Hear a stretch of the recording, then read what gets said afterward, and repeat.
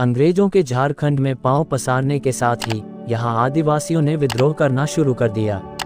East India company को 1765 में राजस्व का अधिकार मिला। 1771 में उसने झारखंड में प्रवेश किया। 1780 में उसने रामगढ़ में आर्मी कलेक्टरशिप का गठन किया। 5 साल के अंदर ही तिलका मांझी ने कंपनी शासन के खिलाफ गुरिल्ला युद्ध छेड़ दिया। इसके बाद रांची के बुंडू इलाके में मुंडा विद्रोह कर बैठे। 1798-99 में मानभूम में भूमिज ने विद्रोह का झंडा बुलंद कर दिया। 1819-20 में रांची के तमाड़ क्षेत्र में दुखन मानकी के नेतृत्व में मुंडा फिर उलगुलान कर बैठे। इसके बाद कोल विद्रोह ने कंपनी की चूल्हें हिला दी। लगातार विद्रोह के कारण ब्रिटिश सैनिकों का दमन भी उसी स्तर पर बढ़ता जा रहा था। 1830 के दशक तक औपनिवेशिक दमन के खिलाफ आदिवासी विरोध ने बड़े क्षेत्रों को अपनी चपेट में ले लिया और यह और भी तीव्र हो गया। लॉर्ड कॉर्नवालिस ने जमीन की बंदोबस्ती नए सिरे से शुरू की, जिसका विरोध आदिवासियों ने किया। इनके साथ स्थानीय जमींदार भी आदिवासियों के शोषण में पीछे नहीं थे। 1831 में गोविंदपुर के जमींदार महाराजा कुंवर हरनाथ सिंह ने मनमाने ढंग से 12 गांवों से आदिवासियों, मुख्य रूप से कोल और मुंडाओं को बेदखल कर दिया और कुछ सिखों और मुसलमानों को जमीन दे दी। इसके खिलाफ मुंडा, भूइयां और उरांव एक साथ खड़े हो गए।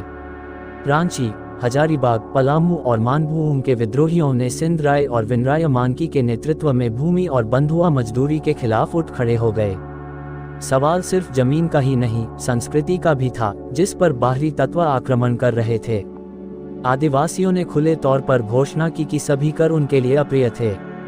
उन्होंने अपनी सरकार स्थापित करने के लिए कलकत्ता मार्च करने का फैसला किया और हल पर 8 आना कर शुरू करने का फैसला किया। 11 दिसंबर 1831 को सोनपुर में मुसीबत तब शुरू हुई जब रूचांग और जमूर के कोल आदिवासियों के एक समूह ने कुमांग गांव से 200 मवेशी लूट लिए। इस तरह की छापेमारी और लूटपाट असामान्य नहीं थी।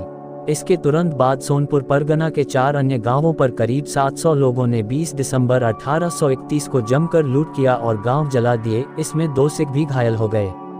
इन दोनों हमलों के पीछे कारण ये था कि कुमांग में एक मुस्लिम और सोनीपत में एक सिख हरि सिंह दोनों ने आदिवासी गांवों पर कब्जा कर लिया था।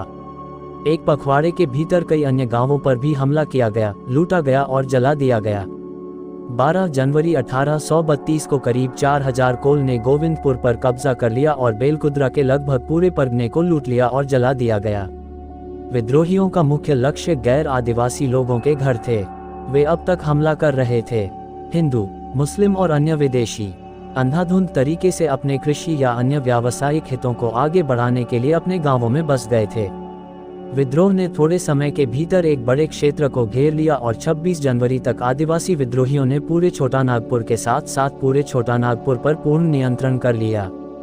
हालांकि बाद में इस विद्रोह को दबाने में कंपनी के सैनिकों के पसीने भी छूटे। नए स्तर से इनके अधिकार दिए गए। ब्रिटिश सरकार को इनकी मांगों के आगे झुकना पड़ा।